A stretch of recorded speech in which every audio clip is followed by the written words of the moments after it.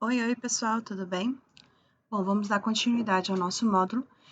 E agora a gente já viu o que é uma eletrólise ígnea e o que é uma eletrólise aquosa. Então, vamos trabalhar uma aplicação da eletrólise. Bom, a eletrólise, como a gente já viu, tanto na ígnea como na aquosa, ela pode ser usada para obter matéria-prima, né? Então, ela serve para obter materiais que eu precise. Mas existem outras duas aplicações da eletrólise que são bem interessantes para a gente trabalhar e que são bastante cobradas em provas de seleção, que é a galvanoplastia e o refino eletrolítico. Então, hoje nós vamos falar um pouquinho desses dois processos e nós vamos começar falando sobre a galvanoplastia, certinho? Bom, então vamos lá. Galvanoplastia. A galvanoplastia, gente, é um processo de recobrimento de um metal por um outro metal mais nobre que ele. Por que eu faço isso? Para aumentar a vida útil do meu metal que vai ser recoberto, para melhorar a condutividade elétrica, né, daquele sistema, e por fins estéticos.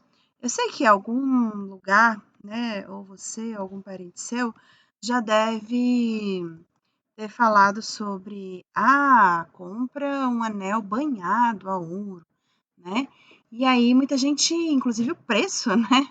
Muita gente acha que ali tem ouro, que aquela peça é de ouro, e muitos imaginam que naquela peça, quando fala banhado a ouro, pelo menos o que as pessoas mais relatam para mim é que imaginam um tanque com ouro derretido, eu pego a peça, mergulho no ouro, né? Dou uma secadinha lá e pronto, banhei no ouro. E isso não é possível. Por quê? Porque o ouro é um dos metais que tem maior ponto de fusão e ebulição. Então, se o ouro está derretido, qualquer outro metal que você tentar mergulhar no ouro vai derreter também. Então, não seria legal você pegar um anel de cobre, por exemplo, e mergulhar no ouro derretido, né? Esse processo não ia dar certo.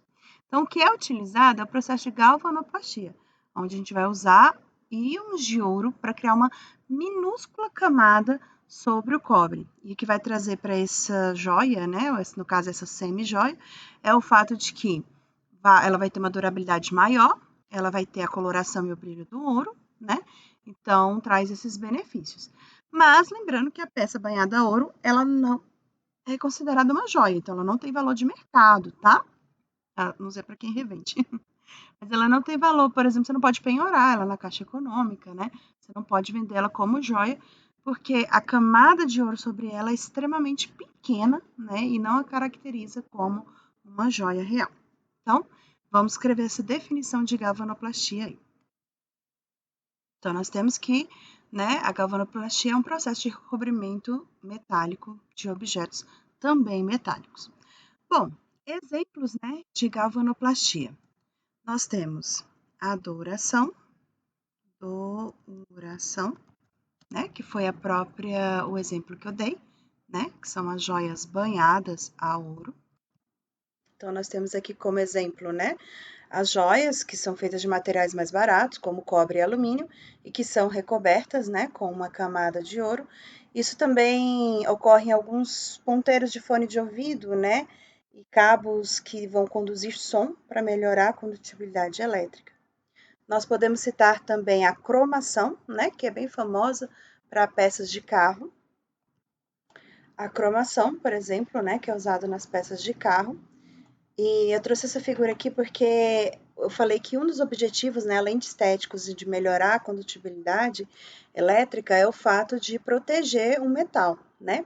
Então, olha esse carro que com o tempo, né, ele foi bem oxidado, a gente pode observar que a bateria dele praticamente já se decompôs, já se oxidou toda, mas o para-choque que era cromado, ó, ele resiste, né? Então, observa-se que como o cromo protegeu, né, o material desse para-choque, apesar de todo o resto da lataria do carro ter oxidado, né, o local onde era cromado, né, não teve a ação tão vigorosa do tempo assim. Então, como a gente viu, né, a galvanoplastia ela também serve para proteger um metal, né, recobrindo esse metal que é mais oxidável por um metal menos oxidável. Por isso que normalmente é usado metais nobres, né, como cromo, platina, ouro, para fazer a galvanoplastia, prata. Mas não quer dizer que é obrigatório usar metal nobre, tá? Você pode usar qualquer metal para recobrir outro. mas a gente tem que sempre entender o benefício, já que a eletrólise ela gasta energia, né? É um processo que tem custo, então não tem muita lógica, por exemplo, recobrir um ferro com cromo, ou com cromo, desculpa, com cobre, tendo em vista que os dois, né, são materiais que podem sofrer oxidação. Então, fica aí a dica. Tinha também antigamente, né, a gente via em filmes, né, em novelas de época, a questão dos meus talheres de prata, né, que as pessoas davam muito valor aos talheres, à prataria, né, os empregados ali tinham que polir a prataria. Essa prataria também não era 100% de prata, né, o que eles pegavam eram os talheres e recobriam ele num processo de galvanoplastia com prata. Esse também é um exemplo que a gente pode pôr aqui de aplicação. Esse processo é chamado de prateação, né? E é basicamente recobrir metais de menor valor com a prata como metal principal. Bom, então vamos entender como é que funciona esse processo na prática, né? Eu vou dar um exemplo de banhar um anel em ouro, para a gente entender como é que funciona, certo? Bom, como toda eletrólise, a gente precisa, né, de um recipiente. Esse recipiente, ele tem que estar em meio aquoso, né? Nós vamos colocar aqui meio aquoso. Nesse meio aquoso, eu preciso ter os íons que eu vou trabalhar, né? Então, aqui no caso, eu vou começar trabalhando um anel de cobre, né? Então, vou pegar aqui um anel de cobre e eu quero banhar ele a ouro. Então, eu quero fazer esse anel de cobre se tornar uma peça dourada, né, para ter fins estéticos e comerciais. Então, inicialmente ali eu tenho um anel que é todo de cobre. Já que eu escolhi o ouro para fazer esse processo, eu vou ter que pegar uma barra de ouro, né? Então, eu vou pegar essa barra de ouro e por ser um processo eletrolítico, né? Que é o que a gente chama que é um processo que gasta energia, então a gente precisa ligar isso aqui numa fonte energética. No caso aqui, pode ser uma pilha, uma tomada, enfim. O que que você tem que tomar cuidado? O cuidado aqui é os polos que você vai ligar em cada ponto, tá? Por quê? Porque se você inverter os polos, ou seja, se você ligar os polos errados, ao invés de você fazer o ouro se depositar no cobre, você vai fazer o cobre se depositar no ouro. E aí o prejuízo é grande, né? Então, a maior atenção na hora de montar esse processo é quem vai em cada polo. Bom, eu quero que no anel sofra uma deposição. A deposição, ela sempre ocorre aonde? Ela sempre vai ocorrer no cátodo, né? Então, no caso aqui, eu vou colocar o meu anel ligado no polo negativo, porque eu sei que na eletrólise o cátodo é o polo negativo. Então, a peça que vai ser recoberta sempre vai ser ligada no polo negativo da minha fonte energética, seja uma pilha, seja uma tomada, enfim. Então, nós já entendemos aqui que neste lado aqui, onde está o anel, que eu quero que seja recoberto, tem que ser o nosso lado negativo. E que no lado que eu quero que sofra a oxidação, eu vou ligar o polo positivo da minha fonte energética. Ótimo! Então, quer dizer que a barra de ouro, ela está no polo positivo. Na eletrólise, eu sei que o polo positivo a gente chama de ânodo, que é o contrário da pilha, tá? Então, a gente tem que tomar muito cuidado para não estar errando isso, tá? É o ânodo. No ânodo ocorre a oxidação, que é o que a gente quer. A gente quer que esse ouro oxide, por isso que eu tenho que ligar uma corrente elétrica, porque o ouro ele não é um metal que se oxida naturalmente, então isso tem que ser obrigado. Então eu coloco essa corrente elétrica para obrigar o ouro a sofrer oxidação. E na solução eu tenho que pôr os íons de ouro para que eu não tenha competição pelos íons, né? Então os íons de ouro, eles vão ter que estar presentes aqui na minha solução já para começar o meu processo. No polo negativo, então, que a gente já verificou que é o cátodo, né? Que é o cátodo, vai ocorrer a redução, e a gente sabe que a redução é sinônimo de deposição, que é justamente o que a gente quer. A gente quer que o ouro seja depositado aqui, e ele vai vir lá da barra, então a barra vai ter que sofrer a oxidação, que é o que a gente associa com corrosão. Então, Pronto, liguei o meu processo, né? E esperei alguns minutos. O que vai começar a acontecer? Esse ouro aqui, ele vai começar a sofrer uma corrosão, né? Então, ele vai corroer aqui, a massa dele vai diminuir. Por que ele vai ser corroído? Porque esses íons de ouro, eles vão ser lançados na solução, né? Então, o que era ouro metálico vai se transformar em ouro iônico, e esse ouro iônico ele vai vir se depositar justamente aqui, né? No outro polo, aonde eu tenho cobre. Então, depois de um tempo, né? Só lembrando que aqui eu tenho o ouro metálico, né? Nós representamos geralmente com AU0, só para não esquecer. Depois de um tempo, esse anel que era laranja, por causa do cobre, vai se tornar dourado por causa do ouro, que vai se depositar sobre ele, né? E aí eu tenho a minha peça galvanizada, ou seja, banhada a ouro. Pontos importantes que a gente não pode esquecer, né, quando nós estamos falando de um processo de galvanoplastia. Então, vamos pôr essas observações aqui. Primeiro, aqui, observação, ponto 1, né? O metal a ser recoberto sempre tem que estar conectado no polo negativo, que é o cátodo, tá? Então, nunca esquecer. A peça que será recoberta precisa ser conectada no polo positivo. Não, se eu fizesse erro aqui, né, daqui a pouco a gente vai ver como é que a gente faz para arrumar se alguém fizesse esse erro. Então, ele vai ser depositado no polo negativo, né, que é o cátodo. Outra coisa que eu não posso esquecer é que, então, o ânodo deve ser formado pelo metal que irá recobrir a peça, né? No caso, eu quis recobrir de ouro, coloquei ouro. Se eu quisesse recobrir de cromo, colocava cromo. Se eu quisesse recobrir de prata, colocava prata. Se eu quisesse recobrir de alumínio, colocava alumínio, enfim. Né? Então, eu ia colocar ali o metal que eu quero recobrir a outra peça. E o terceiro ponto é que na solução eu preciso ter a presença iônica do metal do ânodo, né? Então, nós temos que na solução deve-se conter o metal presente no ânodo para a gente evitar aí a competição, né, de íons.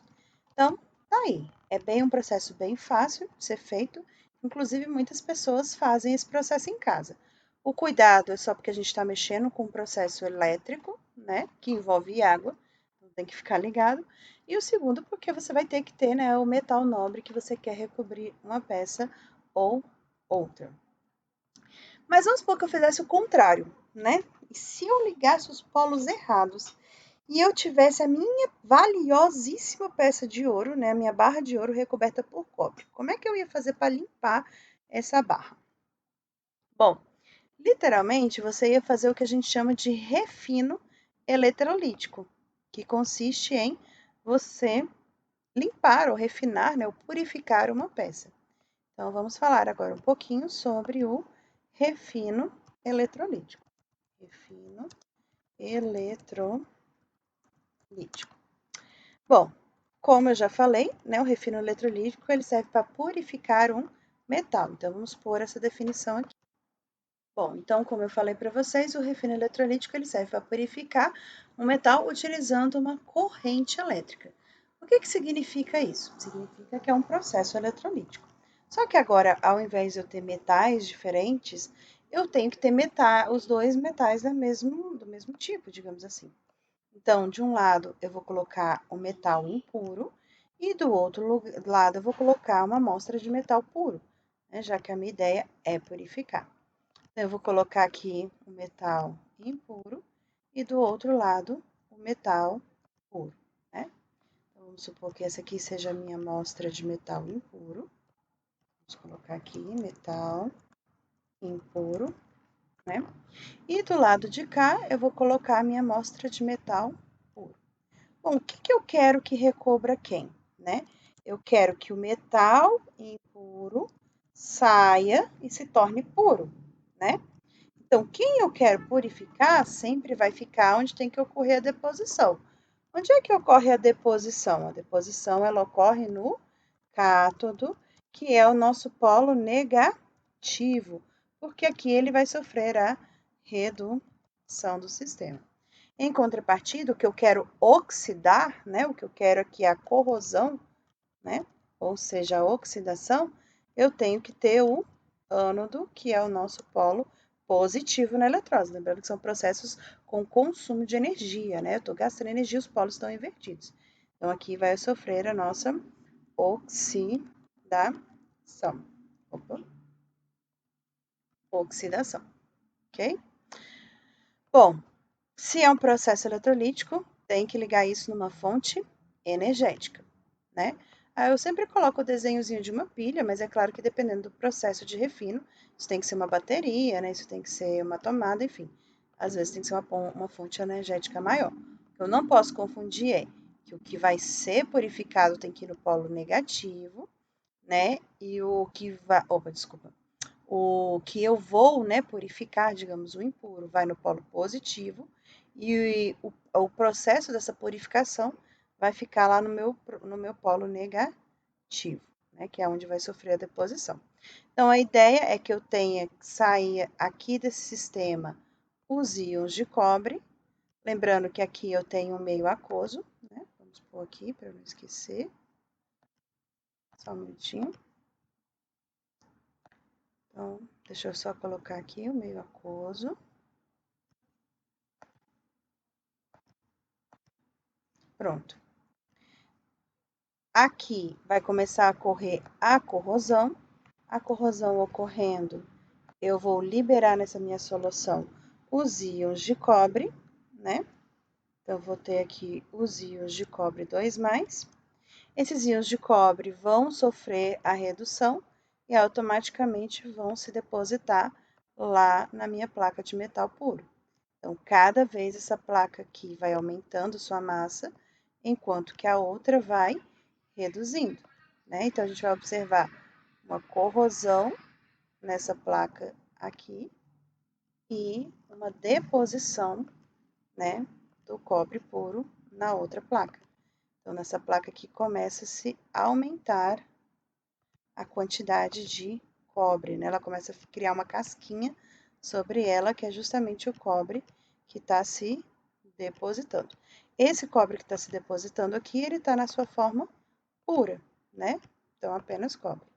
E a parte melhor de tudo isso é que todos os metais nobres que esse metal impuro, por carga d'água, tivesse nele, e isso ocorre bastante. Por que isso ocorre bastante? Porque esse refino eletrolítico ele pode ser feito, por exemplo, com amostras vindas de mineração, né? Então, na mineração ali, a gente tem o contato dos metais e eles geralmente estão na forma de misturas. Então, vai se juntando aqui, porque não entra no processo, né? Eles não são bons instrumentos oxidantes e vai formando o que a gente chama de lama anódica, né? Então, o que é essa lama anódica? A lama anódica, ela nada mais é, né, que ao acúmulo de metais nobres que estavam ali como impurezas, né? É o acúmulo de metais nobres que estavam nas impurezas. E aí muitas empresas trabalham na compra dessa lama anódica justamente, né, para a obtenção de metais nobres. Então, além de eu purificar o metal que eu quero, eu ainda, né, vou obter todos os metais nobres que inicialmente estariam ali como forma de impureza no meu sistema, tá? Então, basicamente, isso é o refino eletrolítico e a diferenciação aí de um refino eletrolítico para uma galvanoplastia, né? Uma eu vou recobrir um metal por outro precioso e no outro eu vou retirar as impurezas de um metal para que ele se torne puro. Bom, vamos praticar isso com exercício e até nossa próxima aula. Tchau, tchau!